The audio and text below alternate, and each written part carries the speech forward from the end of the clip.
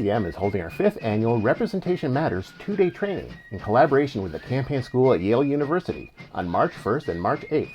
In just the first 5 years, we have seen hundreds of interested individuals get tools to help them on their journey to local elected office.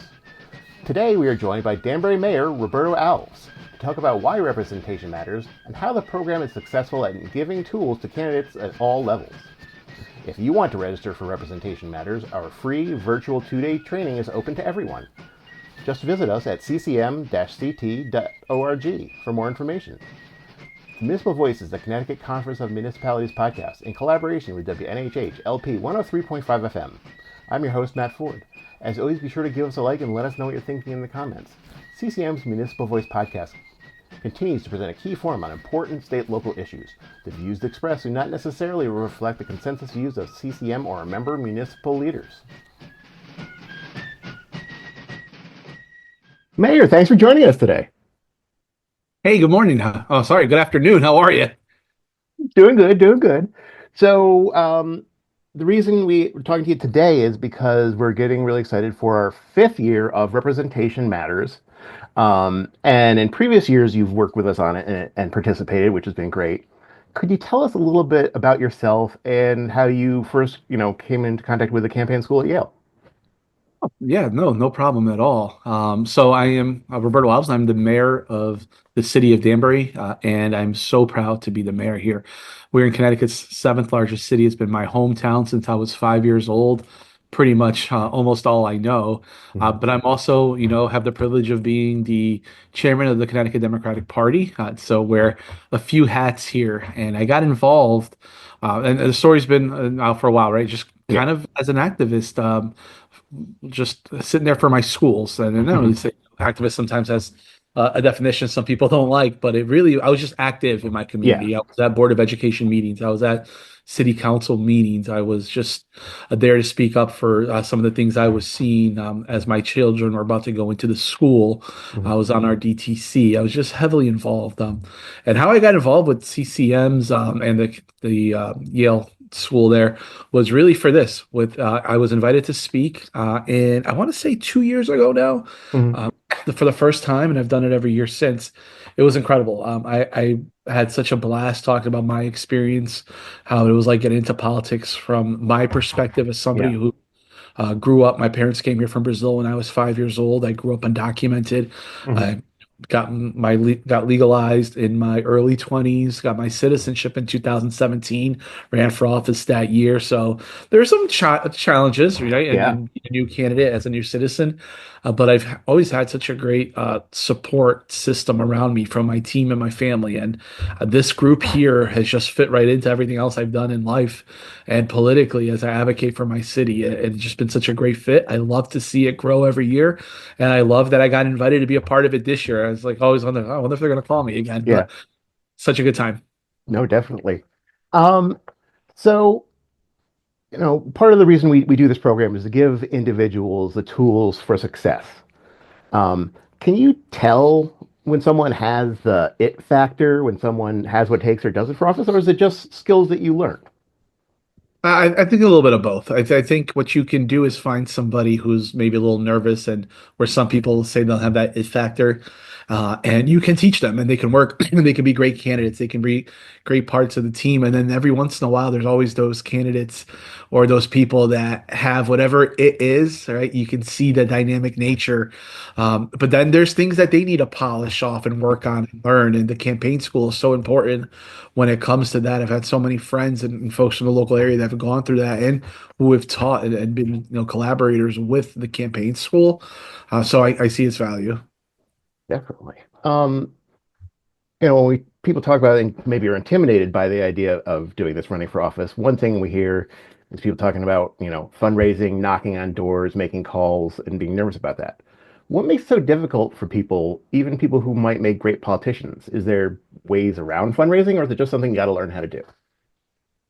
A little bit of both. Right? Listen, I'm one that's been very adamant, personally, that my wife is a million times smarter than I will ever be.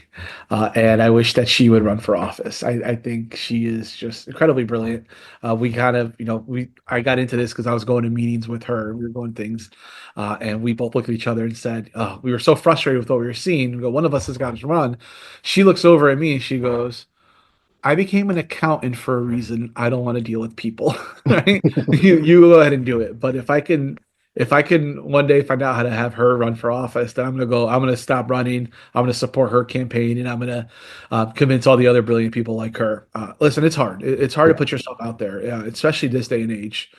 We see right now with Attorney General Tong and the bomb threat he had at his home. I'll be honest, I had that happen to me. hmm, Uh, Earlier this year, I want to say, when we were having some issues with our schools, and empty threats, but threats nonetheless. yeah, Empty or not, tell that to your family, tell that to your children, tell that to your loved ones. So that's a very real barrier that some people have. It's how public facing we are in the social media age. But what I say to them, it's, well, why are you asking the question? Why are you interested in running for office? And let's get down to the very core of it. You want to help people. You want to help solve a certain problem. Or you have a solution to a problem. You have compassion you want to bring to an issue, or you have fiscal responsibility you want to bring to an issue. How important is that? And yeah, then how important to you that your voice is heard? And you can draw that out of somebody. You can work, you can coach, you can make somebody better at the spots where they have an opportunities to be a little bit better. I think this is for everybody. I think there's a yeah, place in this for everybody. And it's important that everybody participates, no matter what side of the aisle you're on, no matter what your philosophies are. We need to have everybody's voices heard. That's what makes our country great. And that's what makes our political system the very best in the world. And we can't lose that. yeah.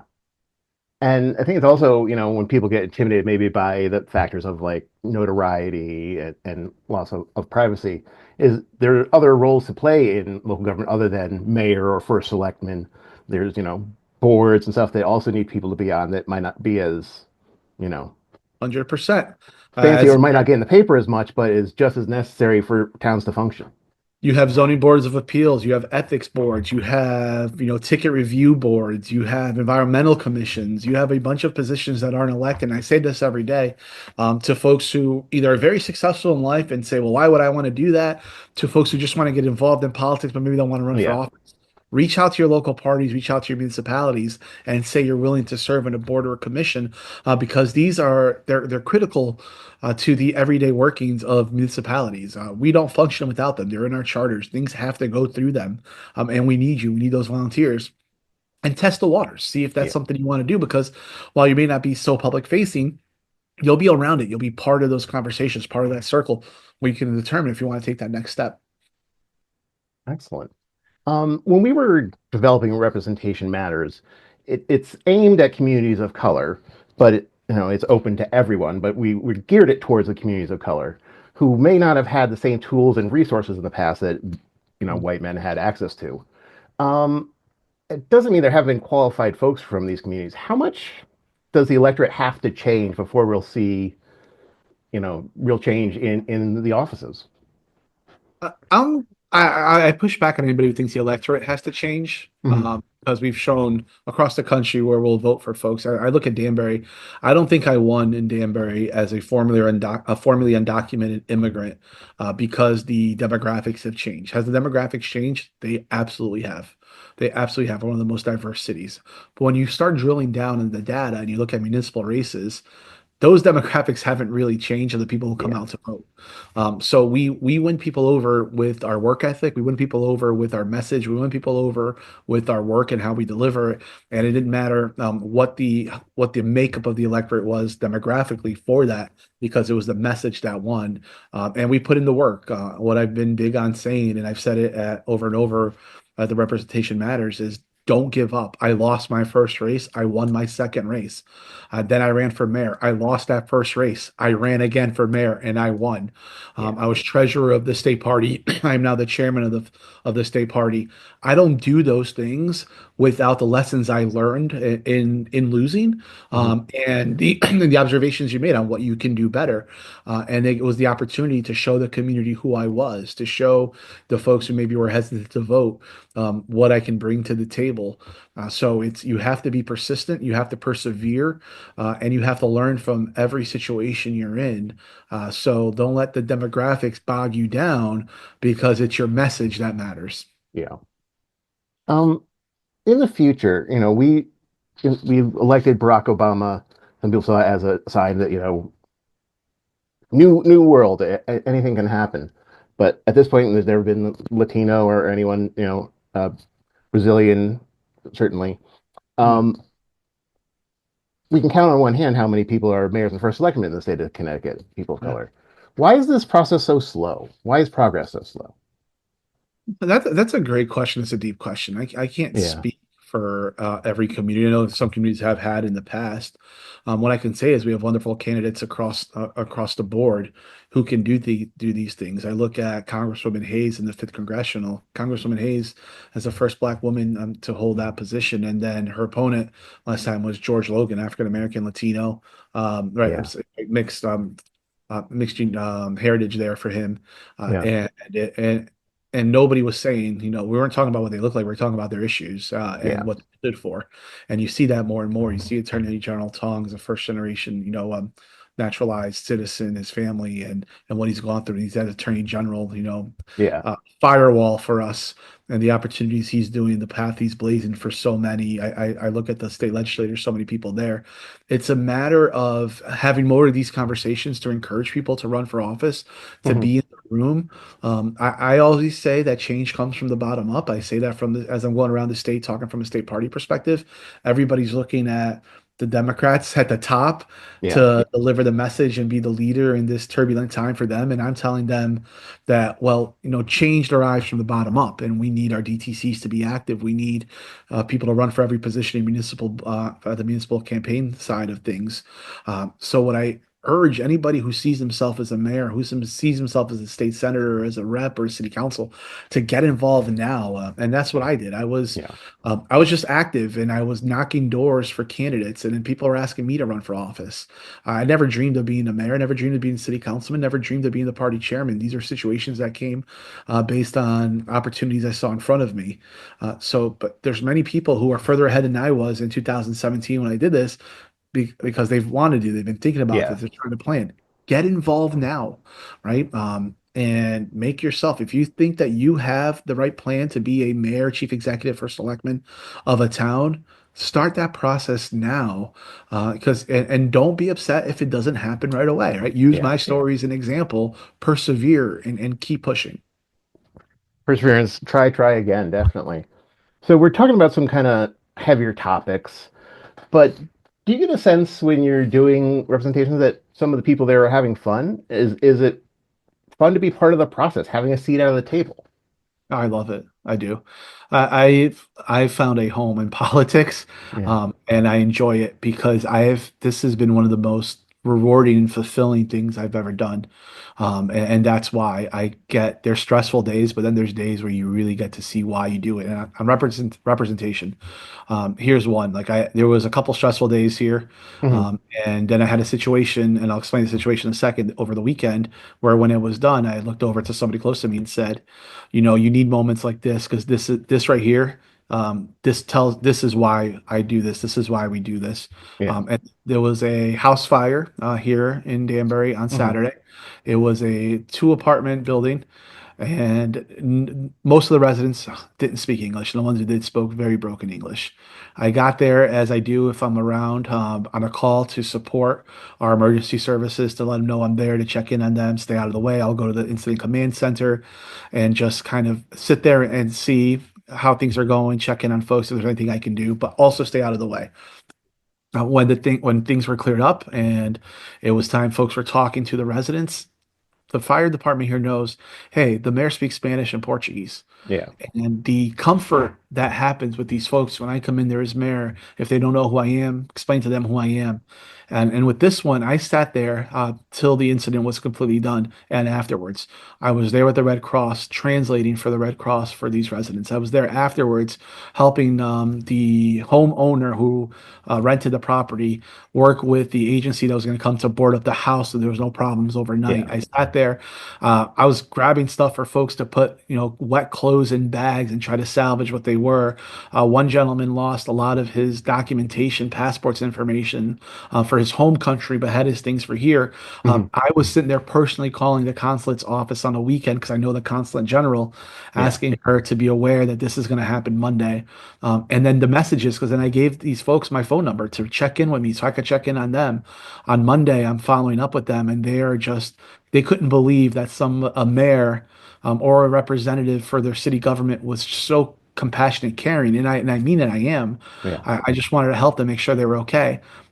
And the fact that I spoke their language and I looked like them, it went such a long way. And that's where that representation matters, right? Yeah, And you don't definitely. have to be like that to get there, but it helps. And in a diverse community like Danbury, or in your community, it doesn't have to be married. I would have done that if I was a city council person and I wasn't getting in the way.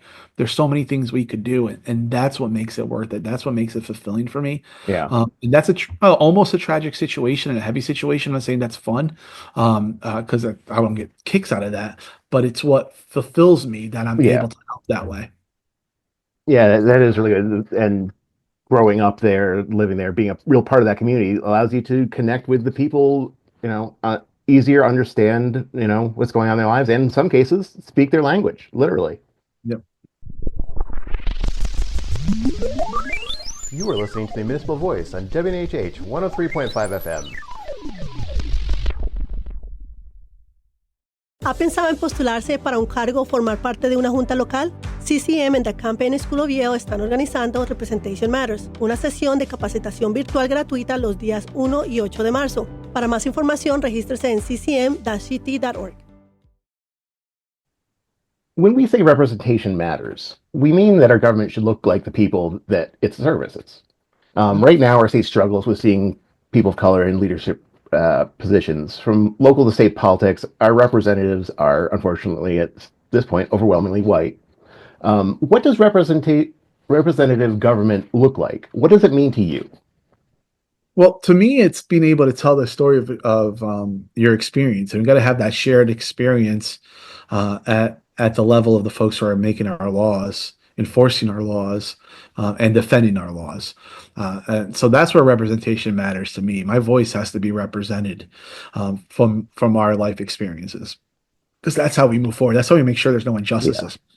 How do we move away from biases, conscious or unconscious, is making sure the voice and the story is told. So again, and I think by being active and vocal and telling your story, that leads to the next position where people are saying, hey, you should run for office. That's what happened with me. And I'm not saying this is a blueprint for everybody in every city or in every town, because every town, every city is uniquely different. But for me, it's, and for anybody here listening, it's representation matters can mean so many different things. But for one of it is make sure your voice is represented at Board of Education meetings, at city council meetings, at community meetings. As a mayor, I host town halls across the community. That's another place where representation matters, and people need to come out to represent their communities. And from there, I think it's just a natural progression. If you see injustices, or if you see lack of representation, where you can see that opportunity to run that for that particular office, because our politics should be just as diverse as our communities. Yeah. As someone who holds a certain position of power in local government, how do you think we can get more individuals of color into public service? Do you think that people need a push to run, or just the keys to making a successful run? I think it's outreach. They need all of it. Some folks, I think, we can find really bright opportunities in candidates that may not want to do it or see themselves, so they need that little push. You may see people who want to do it, but they're scared. So they need the keys and the tools for the success, access to libraries of training. I know Yeah. that CCM offers that, the campaign school at Yale, the Democratic Party does. We have that for you. But what they need is mentorship. Yeah. What folks need is trusted individuals that they know are there to help them, not to help themselves. And individuals you gotta make that assessment yourself. Does this person really want to help me, or is this person trying to help themselves? Like for me, I got involved, and I got very lucky. I think in Danbury we have a great delegation. We had great folks, and I Mm. just was active supporting candidates, and people weren't scared to share their story and their knowledge with me, and they weren't looking over their shoulder thinking, "Oh, he's doing this because he wants to take my position." I think we get a Yeah. lot of that in politics across the country and the world, but we can't do that. We got to welcome sharing our knowledge, sharing our experiences to help people get that hand up in politics. Yeah. We were talking before about how some people can be intimidated by certain aspects of the job, the publicity, the whatever. Um, what are some things that were hurdles for you personally before you started to run that you had to overcome? It's a great question.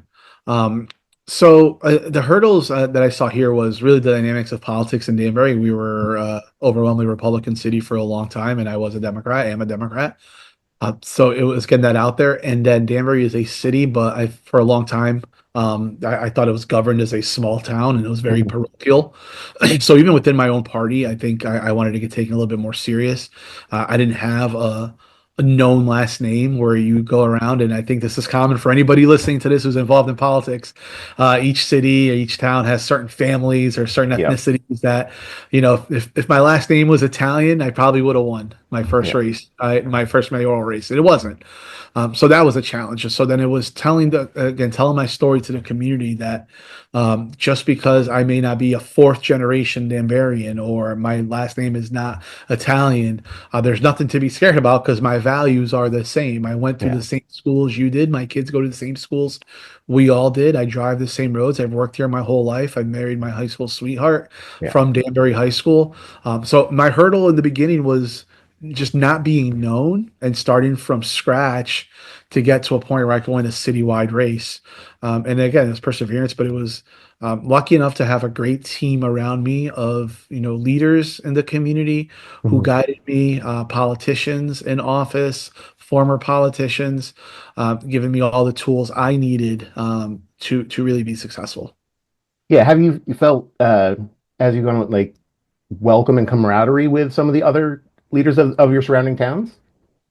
And it's great. I'm very lucky here. I have Rudy Marconi in Richfield, who's been an incredible supporter of mine since my Yeah, Ruby's first. great.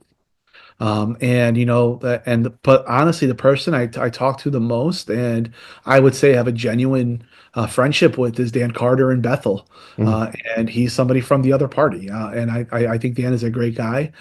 This is the example of what America needs to be. I love Yeah. being down with them. We'll joke around, call each other for things. I probably call him more than he calls me for advice because he was a state legislator as Yeah. well. I value that friendship, but we're both running municipalities where our job is to service everybody.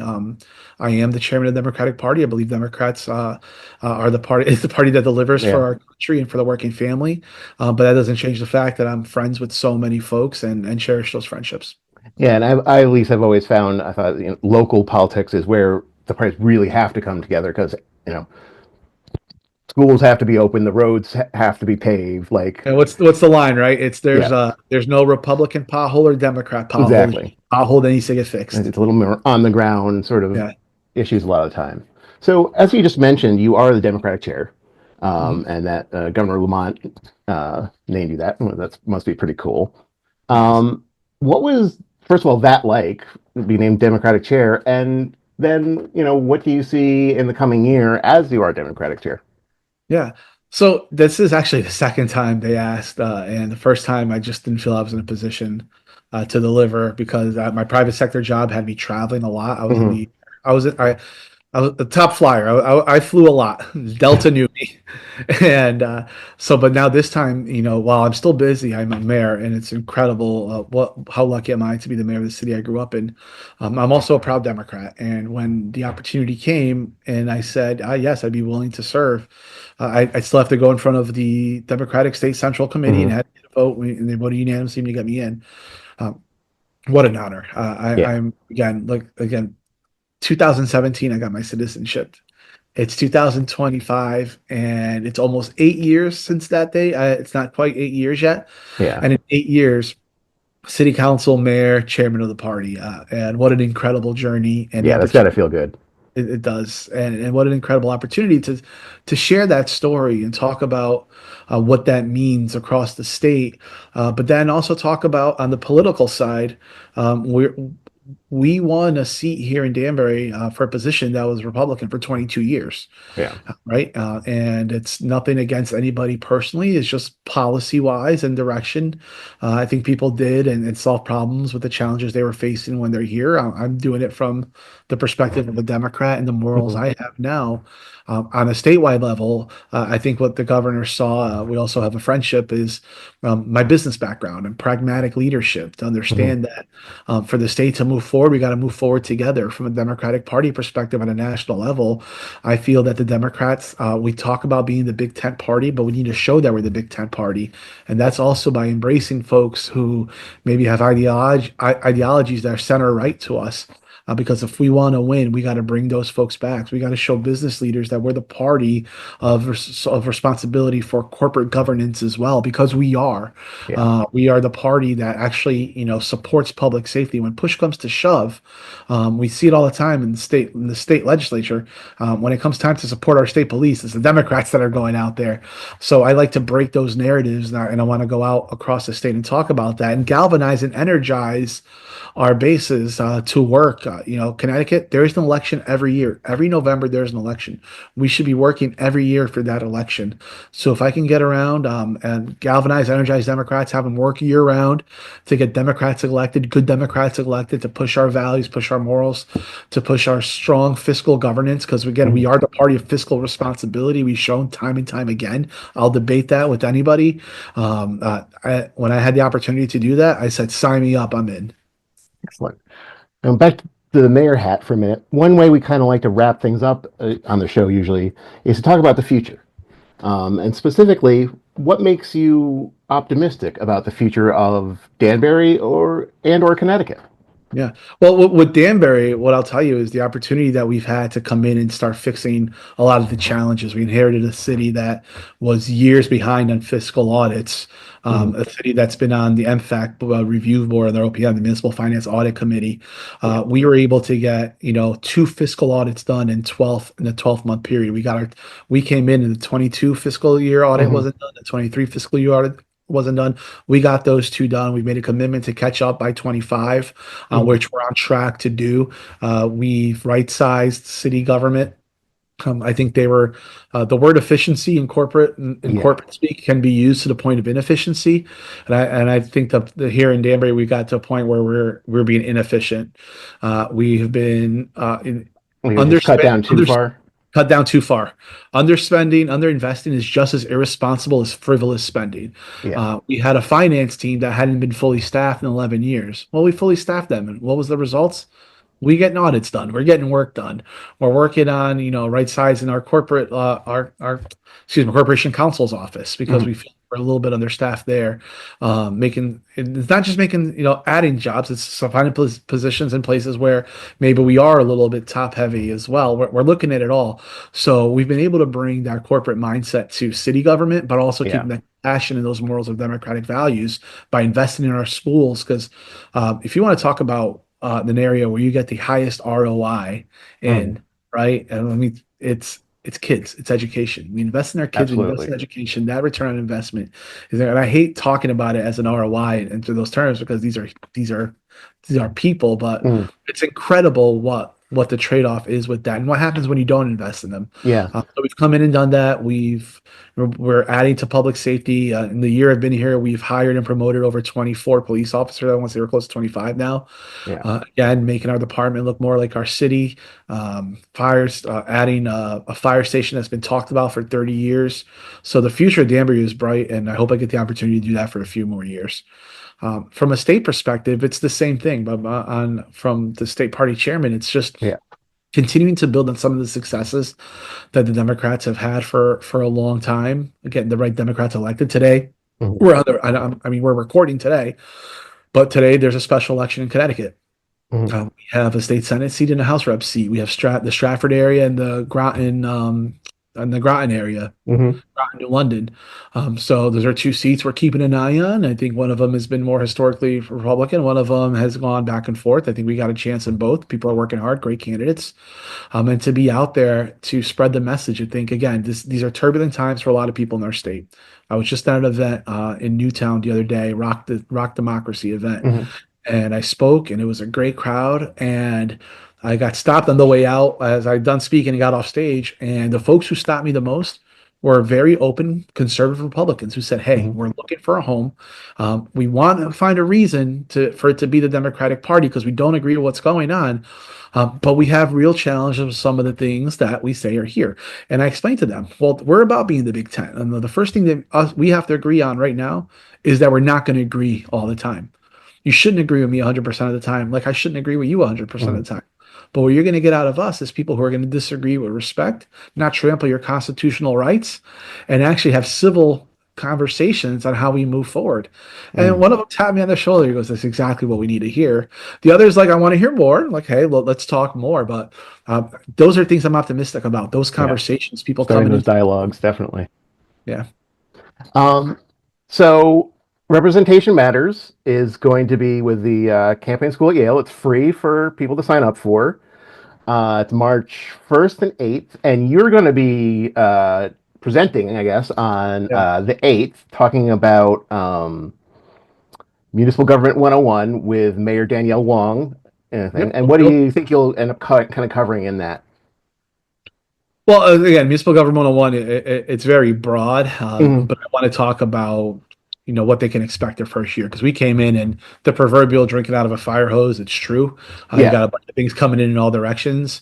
So we'll talk about prioritizing and multitasking. I've been doing so efficiently, right? It's just being productive with what you have in front of you, and then understanding that there's only 24 hours in a day, and even if you can get by on 5 hours, 4 hours of sleep, that's not sustainable. I'm one of those people, but every couple of weeks I'll need a couple of weeks where I'm doing 8 hours just to understand that you can't finish every task every day, and it's okay.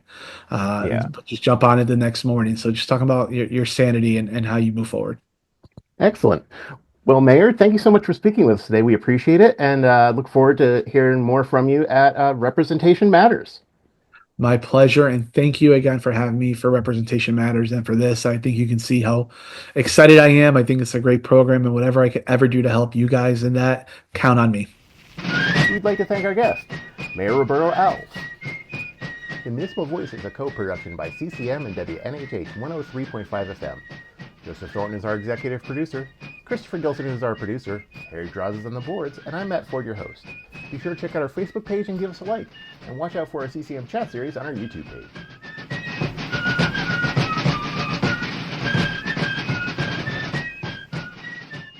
Are you interested in running for office or serving on a local board? Our voices need to be heard. CCM and the Campaign School at Yale are hosting Representation Matters, a free 2-day virtual training session March 1st and 8th. Register now at ccm-ct.org.